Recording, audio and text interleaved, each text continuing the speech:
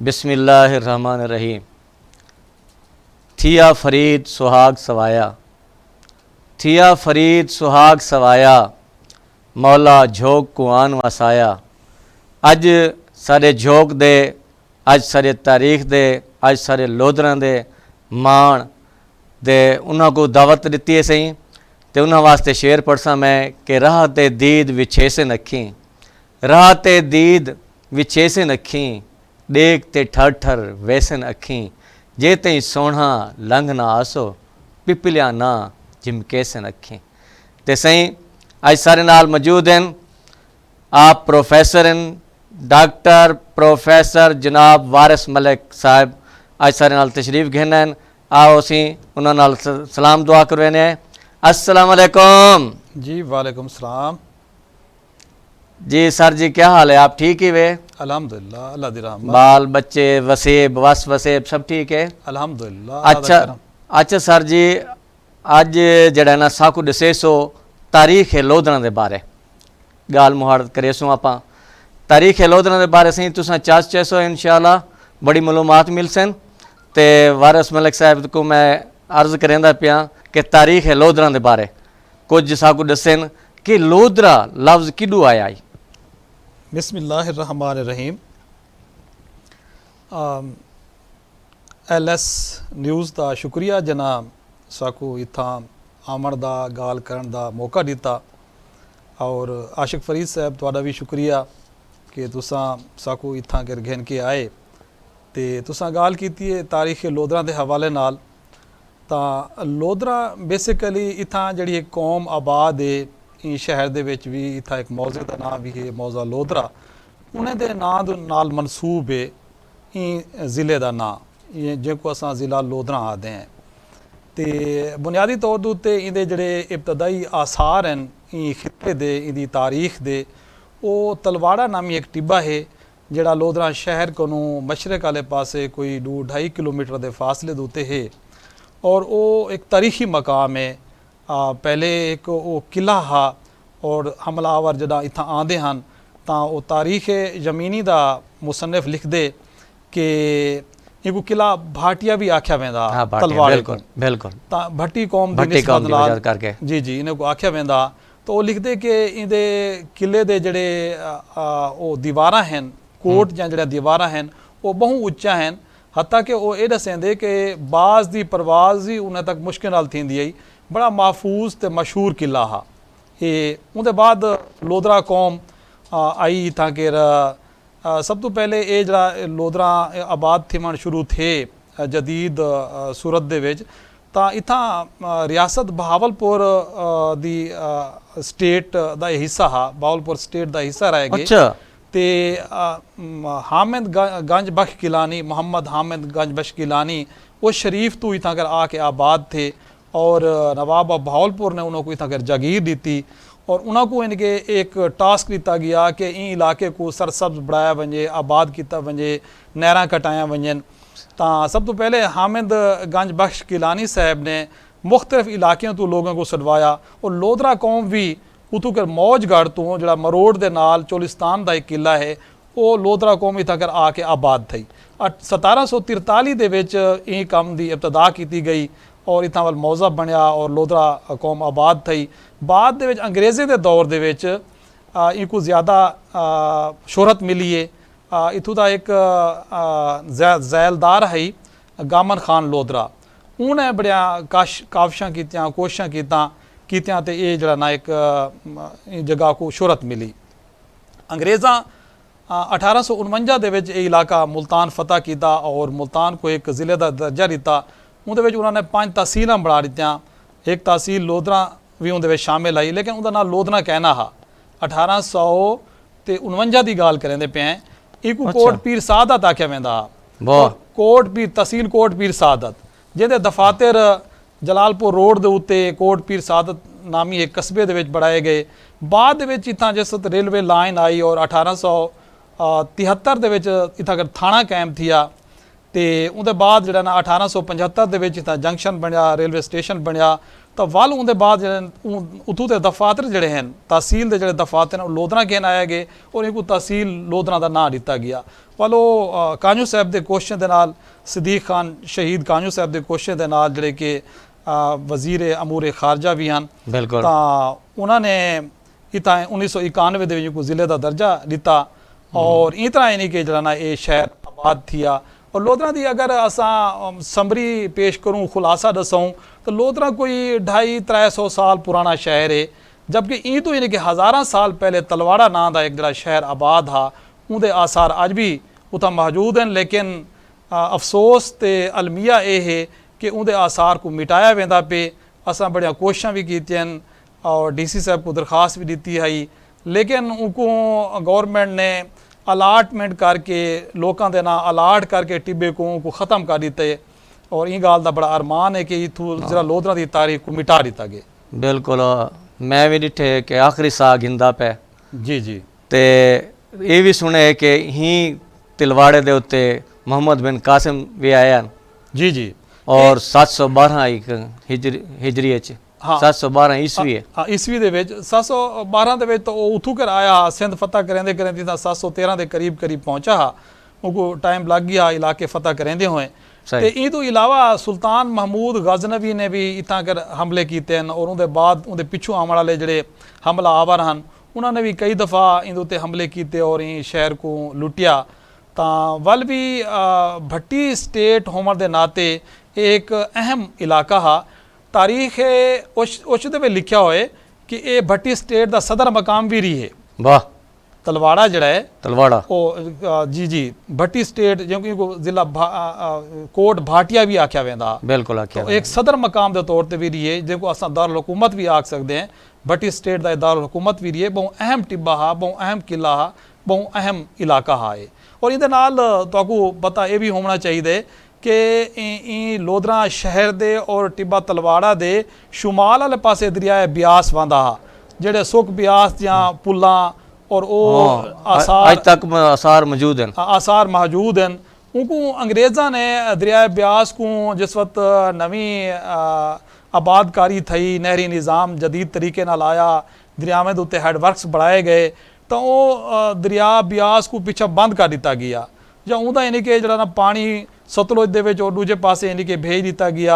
ਤਾਂ ਇਹ ਇਲਾਕੇ को एक बाज़ाब्ता तौर ਦੇ ਉੱਤੇ एक प्लैनिंग ਦੇ तहत आबाद किया गया। ਇਹ ਪਾਸੇ ਨਹਿਰਾਂ ਆਈਆਂ ਤੇ ਉਹ ਜਿਹੜਾ ਦਰਿਆ ਹੈ ਦਰਿਆ ਬਿਆਸ ਉਹਦੇ ਕੋਲੋਂ ਅਸਾਂ ਮਹਰੂਮ ਥੀ ਗਏ ਹੈ। ਬਾਅਦ ਦੇ ਵਿੱਚ ਵੱਲ ਇੱਕ ਮੁਆਹਦੇ ਦੇ ਤਹਿਤ ਉਹ ਦਰਿਆ को भी ਵੇਚ ਦਿੱਤਾ ਗਿਆ। ਤਾਂ ਇਹ ਬੜੇ ਅਫਸੋਸ ਤੇ ਅਰਮਾਨ ਦੀ ਗੱਲ ਹੈ।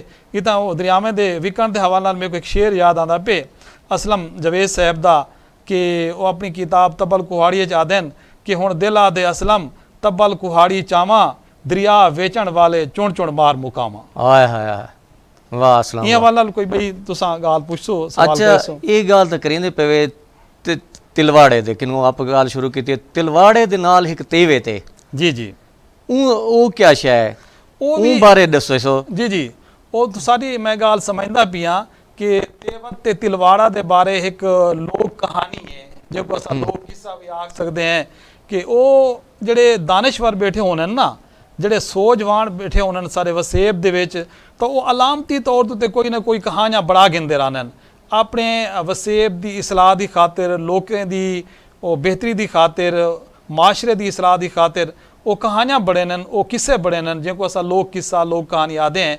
तो तेवत ते तलवाड़े के हवाले नाल भी एक कहानी जोड़ी गई ई इलाके दे कई दानिशवर ने जोड़ी हो सी कि वो आदे कि तेवत सी भेण आई ते तलवाड़ा भिरा हा।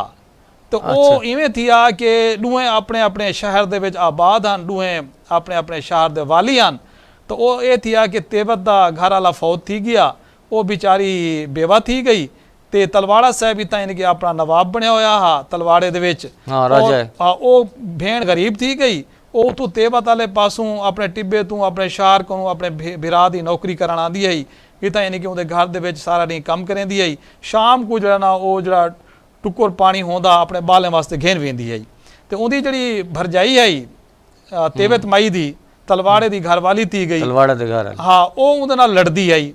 ये मतलब एक वो फितरी तौर के उत्ते गल दसाई गई कि जरा ना वो आपस दे विच औरतां किवें लड़दियां तो उहदे नाल लड़दी आई उन्हें अपने घर वाले को भड़काया और उन्होंने उहदे उत्ते चोरी का इल्ज़ाम ला दिता तेवत दे उत्ते ते तेवत बेचारी सीधी सादी और शरीफ औरत आई और अपने भिरा दे वास्ते ठहरन वाली मई आई।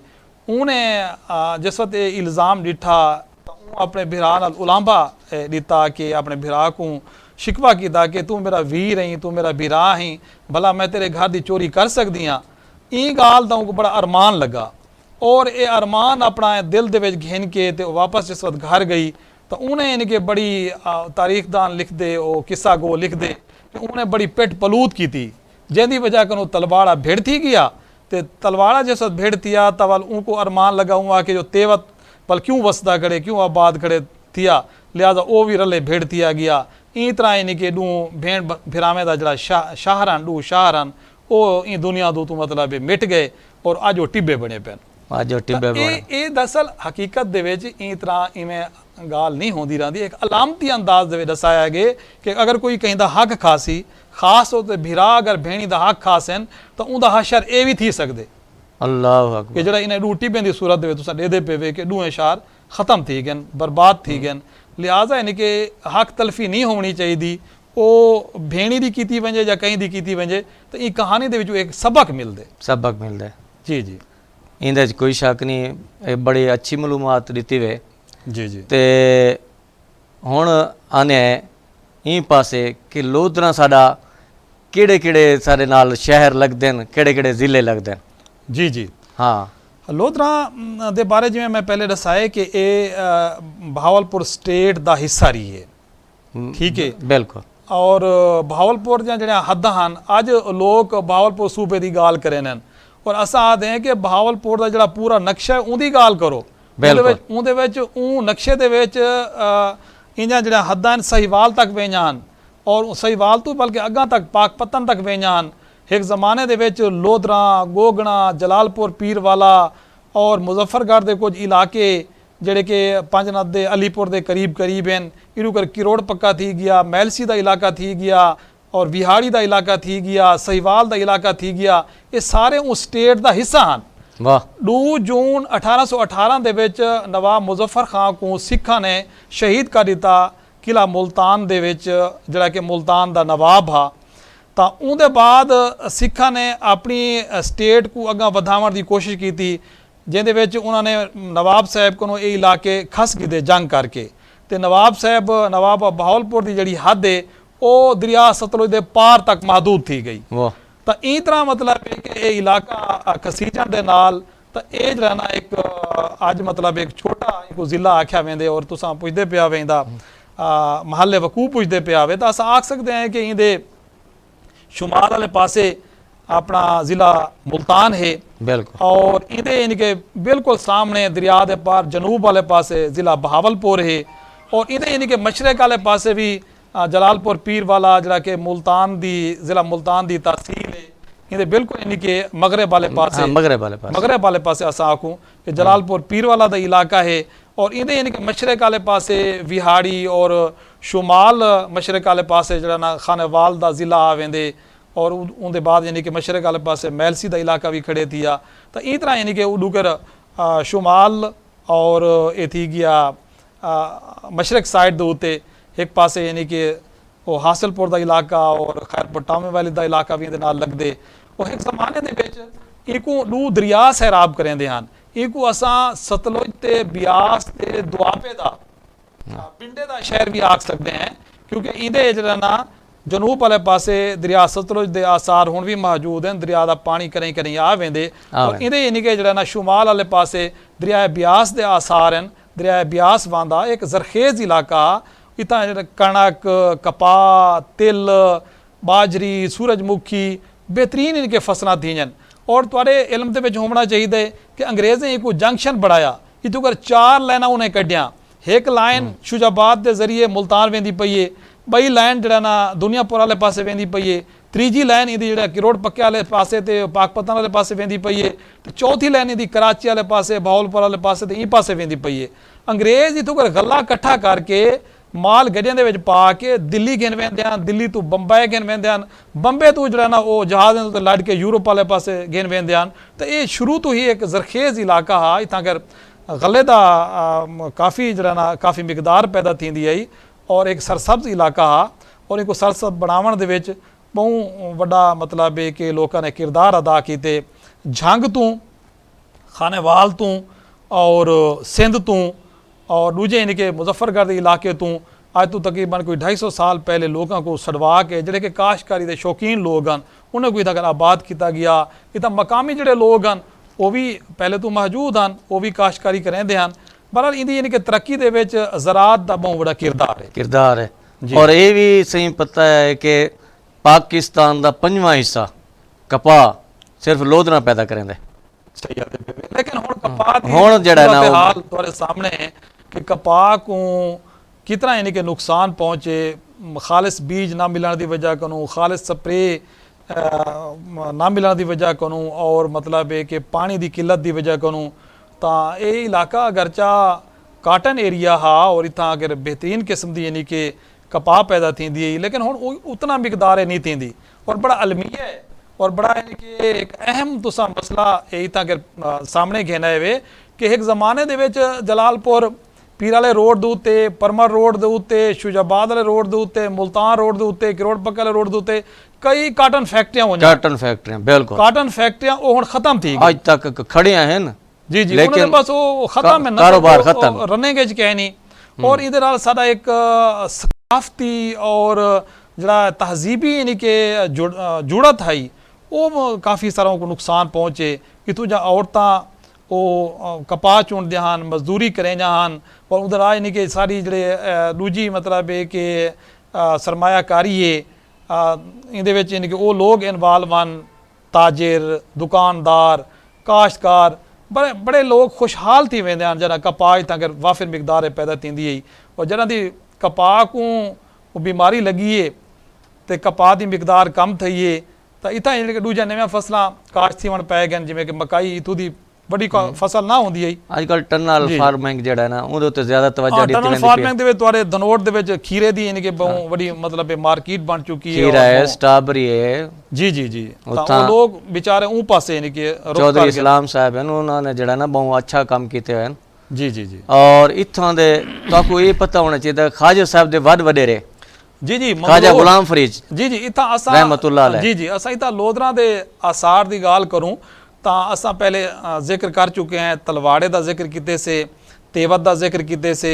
उनके अलावा मंगलोट भी एक अहम इलाका है जड़ा कि अपने ज़माने का एक कोट हा मंगलोट शरीफ जो अजकल अस आते हैं तो मंगलोट दे विच ही सब तो पहले जरा सिंध तो हिजरत करके आवन वाला ख्वाजा फरीद दा ख्वाजा गुलाम फरीद जड़े सराइकी दे अजीम शायर हैं, सूफी शायर हैं और तसव्वुफ दे बहुत बड़े इमाम हैं तो उन्हें दा जड़ा इब्तदाई जद अमजद हा जड़ा उन्हें दा बुजुर्ग हन वो सब तो पहले इतना मंगलोट शरीफ दे विच आए तो मंगलोट दे विच हुण भी उन्हें दे बुजुर्ग और उन्हें दी बिरादरी दे लोग उन्हें दी कौम दे लोग आबाद हैं जिन्हें को कुरेजा साहबान दे नाम नाल पहचानिया वेंदे वो हुण भी आबाद हैं और इहदे नाल लोधरा दी ख्वाजा फरीद दे नाल एक बहुत बड़ी निस्बत है कि इब्तदा तो पहले इब्तदा दे विच यानी कि जिस वक्त उन्हें इतना हिजरत करके इतना तशरीफ गेंदा हैं तो सब तो पहले वो लोधरा की सरजमीन के उत्ते हैं जिनको असा मंगलोट का इलाका आखे आते हैं और अरमान वाल ई गाल का वल इतना करना पै वेंदे कि मंगलोट जड़ा कि पुराने ज़माने की एक तारीख बयान करें दे उनके आसार भी मिटा दिते गए। ये तारीख का बहुत बड़ा अलमिया है कि लोधरा के तारीख के ढेर सारे आसार को नुकसान पहुँचाया गए और उनकी वजह यह है कि महकमा आसार कदीमा या गौरमेंट की तवज्जो ही पासे नहीं रही जिंदी वजह को असा तारीख कदीम तारीख को मरहूम थींदे वेने हैं। अच्छा एक बई गाल मैं सुनी है कि मंगलोट शरीफ ऐसा इस्लाम का एक किला है बड़ा मशहूर और मरूफ और इत्थां जड़ा है ना शाहजहां जड़े कि मुगल खानदान के बादशाह जी जी उन्हां दा कैसे ने अकीदतन एहतरामन या पता नहीं कोई मुहब्बतन उन्हां दा जिहड़ी झंड है वो इत्थां ही करा दिलाई गई।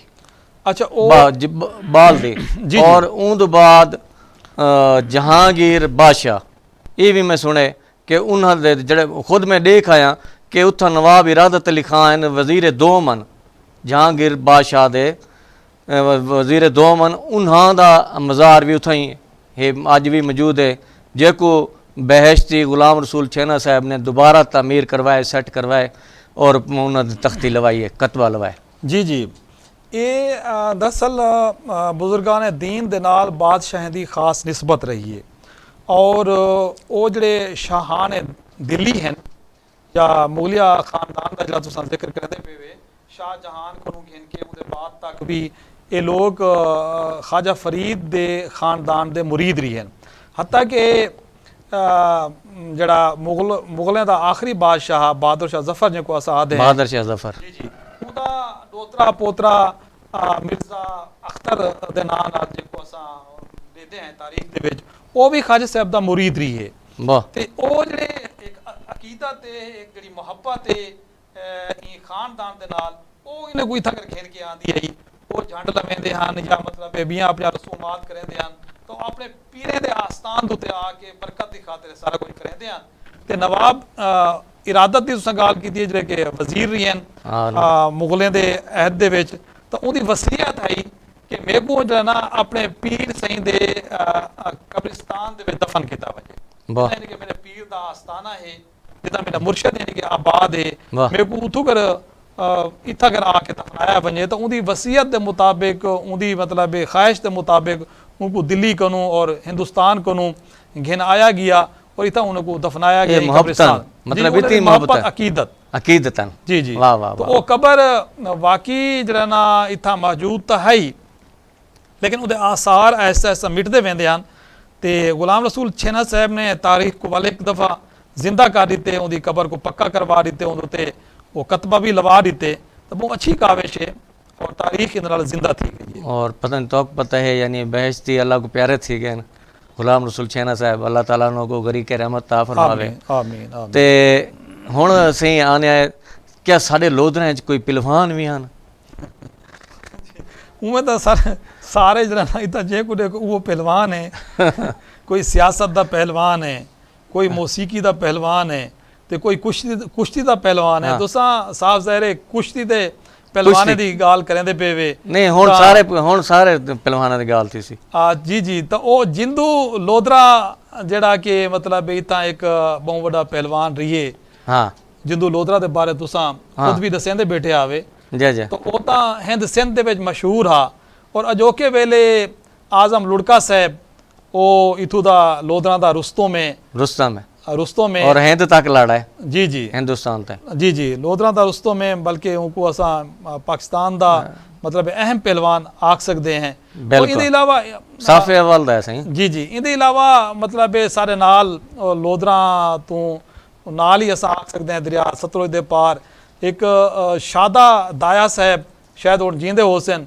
वो भी बहुत अच्छा पहलवान है और उहदे नाल यानी कि एक दोली साहब हैं वो भी यानी कि अच्छे पहलवान हैं ये उन्हें पहलवाने का मैं ना गिनदा बेटा जिन्हां दा तुस पहली दफा ना सुनते पे हो सो बाकी तुस आप भी जानते वे सैफ अलदाद पोतरा है जी जी लोधरा दे विच अल्लाह वसाया खां अलमरूफ वसु खां पहलवान जी जी जी वसु खां बलोच वो बड़े मशहूर हैं जी जी और इत्थां दे सही ई गल भी सारी धरती बड़ी जरखेज है और सारे इत्थां पढ़े लिखे भी है अल्हम्दुलिल्लाह दसे सो कोई ऐसा सारे इत्थां के सराइकी शहरें दा और उर्दू शहरें दा असां जिक्र करूँ तो ये अदबी लिहाज नाल भी ये धरती जरखेज़ धरती है जिमें कि ज़रात के हवाले नाल जरखेज़ है उमें अदब के हवाले नाल भी को असां सरसब्ज़ ते खुशहाल धरती आख सकते हैं खुशहाल वसेब आख सकते हैं साढ़े को बेहतरीन शायर गुजरे हैं पहले तो असां मतलब है कि ख्वाजा फरीद की निस्बत जुड़े दे हैं ई सरजमीन दे नाल कि जेड़े दुनिया के मशहूर शायर हैं ख्वाजा फरीद दा इब्तदाई खानदान इन लोधरा दे नाल ताल्लुक रखें दे इहदे अलावा जरा ना बाकी अनवर गुल साहब भी इतना बेहतरीन शायर गुजरे हैं जेड़े अल्लाह को प्यारे थी गए और मुबशर लोधी साहब भी अच्छी शायरी करेंदे पे और असा सराइकी शायरी की गाल करूँ तो इहदे विच नज़ीर फरीदी साहब जेड़े कि अंग्रेजी दे प्रोफैसर साहब जेड़े कि अंग्रेजी दे प्रोफैसर रही हैं और हुण रिटायर थी गए कामरेज कॉलेज दे विच अंग्रेजी दे उस्ताद हैं अंग्रेजी पढ़ाते हैं उन्हें अंग्रेजी दे विच भी शायरी की है उर्दू दे विच भी की है और सराइकी दे विच भी उन्होंने बेहतरीन शायरी की है कमाल शायरी लेकिन अरमान ते अलमिया है कि फरीदी साहब ने अपना कोई दीवान या अपना कलाम हाली तक प्रिंट नहीं करवाया, छपवाया नहीं। इहदे इलावा किश्वर लोधरा की अस गाल करूँ, किश्वर लोधरा एक बेहतरीन शायर है जिन्होंने सरायकी दे विच काफ़ी सारे किताबचे शाये कीते हैं और उनके बाद जिहड़ा ना उन्होंने कोई रांगड़ी दे विच भी शायरी की है। बुनियादी तौर पर उनकी मादरी जबान रांगड़ी है, उर्दू दे विच भी उन्हें शायरी की है। और इहदे इलावा साकिब खलीली साहब हैं, साकिब खलीली साहब और उन्होंने वालिद हादिस गौरी, हादिस गौरी साहब, अकरम गौरी। हाँ अकरम गौरी का तो मैं को जड़ा ना तुसा गाल विच अपनी पहले थी है कि तुसा गाल की ना गरीड़े दी, जी जी, तो उन्होंने तो मैं कोई एक शेर याद आ गया कि हादिस गौरी साहब दा, असा कछमे मार मटूरे को चढ़ टिब्बी जान बचाई खड़े हैं। असा कछमे मार मटूरे को चढ़ टिब्बी जान बचाई खड़े हैं। वाह। ते इो समा कख पत्र दगेर गरीड़े दे वल उए देरा लाई खड़े हैं। छल छिक गई हादिस तिड़ता दे दे अखी नाल तबाही खड़े हैं। ना कल कोई खेड बनाई आसे ना अज कोई खेड वंजाई खड़े हैं। वाह। ते खेडन सही इतना ढेर सारे हैं ते आप सारे नाल मौजूद हैं जी। मैं दसेंदा बैठा हमें कि इन्होंने सरायकी ज़बान की बड़ी खिदमत की है इन गौरी खानदान ने। हुण उन्हां दा पुत्र साकिब खलीली साहब भी अच्छी शायरी करेंदे पे और ठट्ठी दे विच अक्सर यानी कि वो सरायकी दे प्रोग्राम तरतीब देंदे रहे पे न, मुशायरे करवाते रहे पे न। पिछले दिन वारा उन्हां सरायकी इमला दे उत्ते एक कॉन्फ्रेंस की है और बड़ी खुशी थी है। मैं भी मौजूद हाँ, तुसा भी उहदे विच मौजूद आवे और तुसा भी बेहतरीन आर्टिस्ट ही वे, तुसा भी बेहतरीन कमेडियन ही वे। तुहाड़ी जिहड़ी पैरोडी होंदी है सरायकी अशार की जिहड़ी तुसा पैरोडी करेंदे वे वो भी बड़े मज़ेदार होंदी है और लोगों को खिलवेंदे वे। तो अल्लाह ताला ने तुहाकू ये तौफीक दी है कि मायूस लोगों को, उदास लोगों को तुसा खिलवेंदे वे। तुहाडा जिक्र भी ज़रूरी है, तुसा भी अदब की चंगी खिदमत करेंदे पे वे। मज़ाहिया जिहड़ी शायरी है वो तुहाडे नाल मनसूब है और इनके अलावा तुहाड़ियां बियां भी ढेर सारियां खिदमात हैं, उनका एतराफ़ करें असां। इनके अलावा शागल खानगढ़ी साहब, खानगढ़ ज़िला मुजफ्फरगढ़ का जिहड़ा इलाका है, उन्होंने अपनी ज़िंदगी का एक बहुत बड़ा हिस्सा इत्थां कर गुजारिया और वो भी सरायकी दे बेहतरीन शायरान। और इहदे अलावा भी अल्लाह दी रहमत है कि सरायकी खिते दे विच शायरें दी तादाद बहुत ज़्यादा है। अगर गिणन बै वञूं तां ॾींहुं लाहे वेसी तो लोधरा के शायर मुक्सन कहना बे भी कई नवे नवे शायर उभरते पे। सोजल बुखारी का नाम असां आख सकते हैं, तारिक शायद मोथे का नाम असां आख सकते हैं। बेहतरीन जी जी। तो ये भी शायर बहुत अच्छा लिखते पे और सरायकी ज़बान की खिदमत करते पे। वाह सी वाह जी जी, बड़ी चस आ गई असें तुहाडी गल्लें दी। और क्यों से नाजरीन हुण साहब को इजाज़त देसो। अल्लाह बेली पाकिस्तान जिंदाबाद।